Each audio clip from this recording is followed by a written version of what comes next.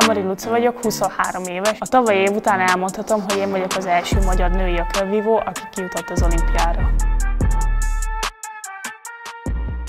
Anyukám mindig mondja, hogy a szép arcom vagy a szép orrom egyszer ferde lesz. Amikor eltörött az arccsontom, akkor tényleg nagyon csúnyán néztem ki, akkor így fel volt dagadva az egész szemem, fel volt repedve itt az arcom. Akkor azért nem szívesen mentem utcára, hiszen tényleg úgy ment el mellettem mindenki, mint aki szellemet látott. Ijesztőnek tűnhet, hogy kapjuk az ütéseket, illetve meg kell, hogy verjük a másikat ahhoz, hogy mi elérjük a saját álmainkat. És egyébként az, hogy mi a jó, talán az, amikor tényleg a meccs végén odamész a bíróhoz, és felemelik a te kezedet, az egy olyan érzés, ami kárpótol mindenért szerintem.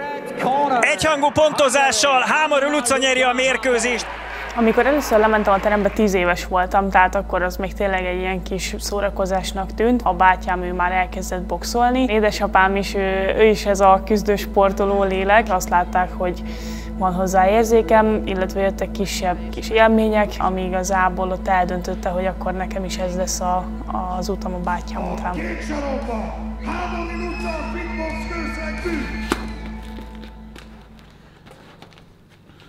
Amikor azt mondom, hogy ökölvívás, akkor mindenkinek így kikerekedik a szem, hogy Jézusom, tényleg? És ez általában így egy ilyen rossz gondolatot szokott bennük kelteni, hogy akkor én agresszív vagyok, vagy hogy igazából én nagyon fiús vagyok. Korán kellett kelnem ma, nem tudtam ki magam. De nézd, igazából körmöshöz mentem, ez már az olimpiás. Ne kapjon le addig, István, vigyázz rá, jó? Újra kell festened majd otthon. Nem. És tudod, milyen hajam lesz az olimpiára? Nem. Afro. Tartson. Jó sokáig.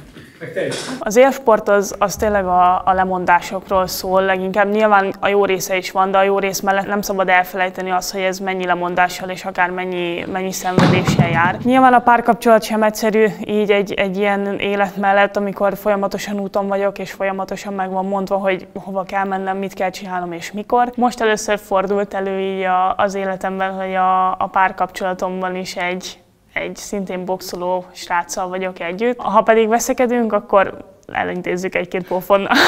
Nem ám, egyébként nem szoktuk egymást bántani, tehát nyilván szórakozunk, de odáig soha nem fajulnánk, hogy esetleg megüssük egymást komolyan. Az olimpiai kvótát azt ugye az Európa-játékokon volt az első lehetőség megszerezni. Kiderült, hogy 3 mérkőzést kell nyernem ahhoz, hogy esetleg a kvóta sikerüljön. Eddig 2 mérkőzése volt Hámori Lucának, mind a 2 5-0-val ért véget, mind a 2 mérkőzést egyhangú pontozással nyerte. És akkor voltam ott, hogy egy mérkőzés fog elválasztani attól, hogy én most elérem a gyerekkori álmomat, vagy sem. Most egy kicsit összekapaszkodtak, ez azért jó, mert ilyenkor telik az idő, másodpercek telnek el. Jó volt az a gyomros sorozat, aztán befogja a hónalja alá Bello Hámori Luca fejét, ezért meg is állította a mérkőzés vezető, megint jött a gyomros. 2-3 találat volt ott a holland gyomrára, most végigkerget itt a kötelek mellett. Én oda úgy utaztam, hogy bíztam magamban, és mondtam, hogy én a kvóta nélkül haza sem jövök. Benne így megszűnt minden, igazából tényleg csak magamat és az ellenfelemet láttam. És ott is 3x3 percben azt éreztem, hogy tök mindegy, mi történik, tök mindegy, ki az, tök mindegy, hogy mit fog csinálni, én őt meg fogom verni, és ezt én meg fogom csinálni. Nagyon magabiztos. Végig ezen a mérkőzésen Hámori Luca irányít, az történik a szorítóban, amit a magyar lány eltervez.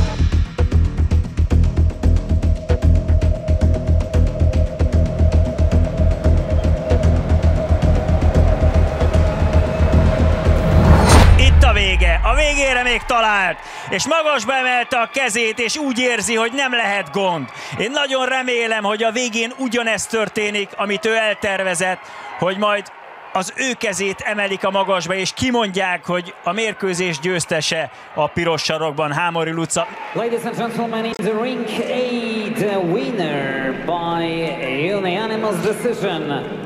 Red corner. Egyhangú pontozással Hámori Luca nyeri a mérkőzést, és ez azt jelenti, hogy a 66 kg-os súlycsoportban ott van a legjobb 4 között, és ott lesz az olimpián is. Amikor a bemondói bemondta, hogy akkor 5-0-ás az eredmény, és akkor felemelték a kezemet, az egy olyan érzés volt, hogy igazából a mai napig most kiráz a hideg, és nem is tudom szavakkal elmondani, hiszen az egy olyan érzés, hogy fél másodperc alatt lepörög az elmúlt 10 évem, hogy én mindent ezért tettem fel, és hogy a sok szenvedés vagy a lemondás az mind megérte, és igazából sikerült az, amiért én oda mentem. Azon a bizonyos mérkőzésen, ahol a kvóta volt a cél, ugye éreztem, hogy valami baj történt a bal kezemmel. Volt egy ilyen, hogy összeakadt a kezünk, kicsavarodott a vállam, és valószínűleg az volt az a pillanat, de igazából, tehát hogy mondjuk ő is ütött bal kézzel, meg én is ütöttem, és itt valahogy összeakadt a kezünk. És ahogy ő meg ki akarta mondjuk húzni a kezét, az ott elakadt, vagy a kesztyűbe akadt, vagy nem tudom. Én meg ahogy megbotlottam, hogy elhúzott, leestem a földre, és igazából telibe így kicsavarodott a vállam. Mikor már elmentem orvoshoz, akkor viszont sajnos kiderült, hogy leszakadt a bicepszem. Így azt kellett visszavarni a műtét során, tehát ott már azért tudtuk, hogy sajnos tényleg megtörtént a baj.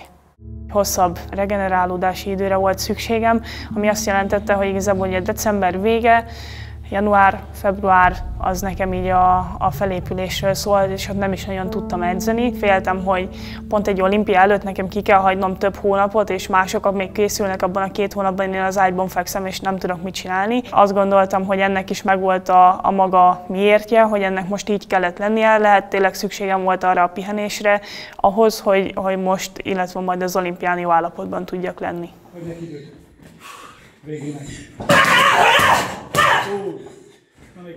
Nem az a nyugodt fajta bunyót produkálom igazából a ringben, hanem inkább ezt az erőszakosabb nyomás alatt próbálom tartani általában az ellenfelemet, illetve éreztetem vele azt, hogy igazából én győzni jöttem oda, és egy pillanatra sem hagyom azt, hogy esetleg ő irányítson, vagy átvegye a teret a ringben.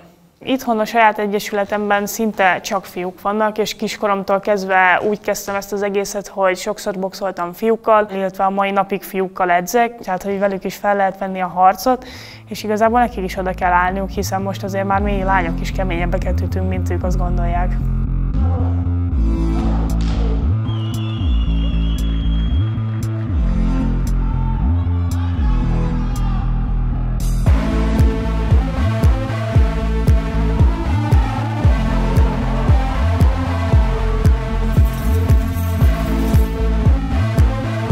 Akárhogy is alakul majd az olimpia, ez az egy dolog, ami már tényleg nekem mindig ott lesz, hogy az elsőn leszek az olimpián boxolóként.